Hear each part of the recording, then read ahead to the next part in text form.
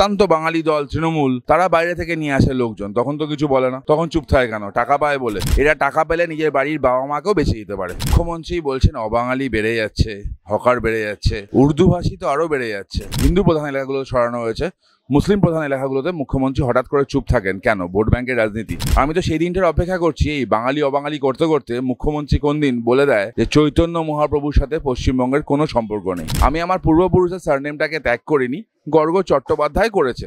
এরা আসলে উপাধ্যায়, আসলে গর্গ চট্টোপাধ্যায় এবং তার বাংলা পক্ষ হলো তৃণমূলের একটা বি টিম। তৃণমূলের এজেন্ডাকে এরা ফুলফিল করে। কয়েকদিন আগেও গর্গ চট্টোপাধ্যায় ন্যাশনাল মিডিয়াতে টিএমসি সাপোর্টার হিসাবেই বসতেন। বেসিক্যালি তৃণমূলের পোষা কুকুর এগুলো। কয়েকদিন আগে মুখ্যমন্ত্রী মমতা বন্দ্যোপাধ্যায় নবান্ন থেকে বৈঠক করেছেন এবং বৈঠকের পরে অবাঙালি এই রাজ্যে পড়ে যাচ্ছে বলে তিনি মন্তব্য করেন এবং তার পাশাপাশি তিনি বলেছিলেন এই রাজ্যে 5 রাজ্যের মানুষকে তাদের সামলাতে হচ্ছে, টানতে হচ্ছে এবং আমরা দেখছি সে নিয়ে হকার উচ্ছেদ শুরু হয়েছে। তা নিয়ে অবাঙালি হকার বেড়ে যাচ্ছে এই রাজ্যে বলে তিনি মন্তব্য করছেন। তার জন্য কিন্তু রাজ্যের পরিস্থিতি একটা টোলমাটোল অবস্থা হয়েছে। তার জন্য কিন্তু বিভিন্ন রকম মন্তব্য করছে বাংলা পক্ষের তরফ থেকে। মন্তব্য করেছেন এই রাজ্যে অবাঙালির সংখ্যা বেড়ে যাচ্ছে, তিনিও মুখ্যমন্ত্রীকে স্বাগত জানাচ্ছিলেন, মুখ্যমন্ত্রীকে সমর্থনও করছেন। গর্গের ব্যাপারে পরে আসছি। আচ্ছা, মুখ্যমন্ত্রী বলছেন অবাঙালি বেড়ে যাচ্ছে, হকার বেড়ে যাচ্ছে, উর্দু ভাষী তো আরও বেড়ে যাচ্ছে। Dharmatala, Metiabruz, park circus, fancy মার্কেটের সামনে পার্কিং থেকে শুরু করে হকার বেশিরভাগ উর্দু ভাষী। তাদের বিরুদ্ধে কি ব্যবস্থা হলো? খিদিরপুর এলাকায় কালকে কিছু জায়গা সরানো হয়েছে, কিন্তু হিন্দু প্রধান এলাকাগুলো সরানো হয়েছে। মুসলিম প্রধান এলাকাগুলোতে মুখ্যমন্ত্রী হঠাৎ করে চুপ থাকেন কেন? ভোট ব্যাংকের রাজনীতি। আচ্ছা, বাঙালি বা অবাঙালি নিয়ে এতকালেও কথা বলেন, তিনি বাংলার অধিকার নিয়ে কথা বলছেন মুখ্যমন্ত্রী আজকাল।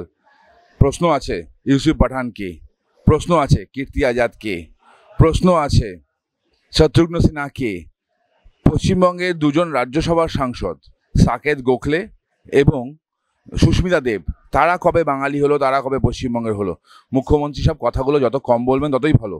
আমি তো সেই দিনটার অপেক্ষা করছি, এই বাঙালি অবাঙালি করতে করতে মুখ্যমন্ত্রী কোন দিন বলে দেয় যে চৈতন্য মহাপ্রভুর সাথে পশ্চিমবঙ্গের কোনো সম্পর্ক নেই। চৈতন্য মহাপ্রভুর পূর্বাশ্রমের নাম হলেন বিশ্বম্ভর মিশ্র। তিনি বলে দেবেন বিশ্বম্ভর মিশ্র এখানকার কেউ না। মুখ্যমন্ত্রী আবার কোনোদিন বলে দিতে পারেন যে সেন বংশের সাথে বাংলার কোনো সম্পর্ক নেই।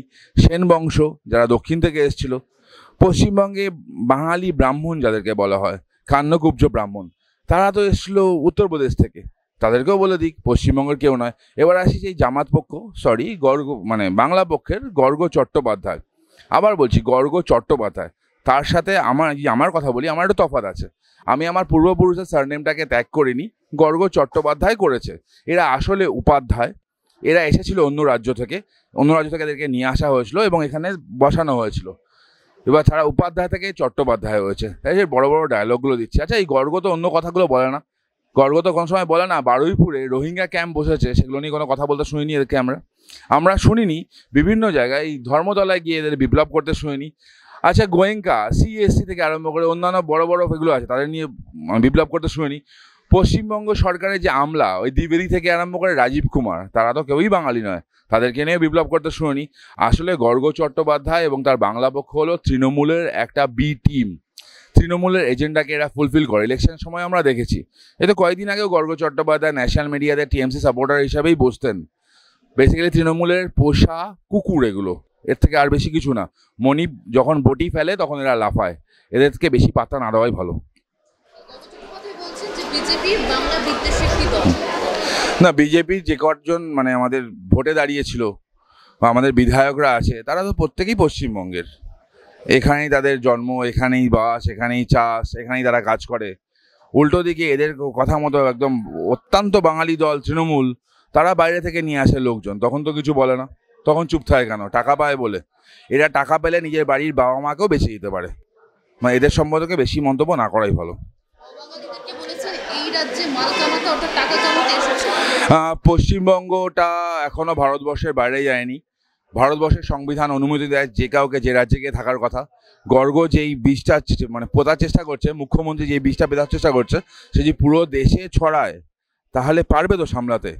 পুরো দেশ থেকে যারা বাঙালিরা অন্য জায়গায় কাজ করছে, অন্যান্য রাজ্যে কাজ করছে, বিভিন্ন মাল্টি ন্যাশনাল কোম্পানিতে কাজ করছে, তাদেরকে যদি ওখানকার লোকালরা তাড়িয়ে দেয়, পশ্চিমবঙ্গে তাদের কাজ হবে তো? পশ্চিমবঙ্গ থেকে যে পরিযায়ী শ্রমিকরা অন্যান্য রাজ্যে যায় কাজ করতে, তাদেরকে সেখান থেকে তাড়িয়ে দেয়, পশ্চিমবঙ্গে কাজ হবে তো?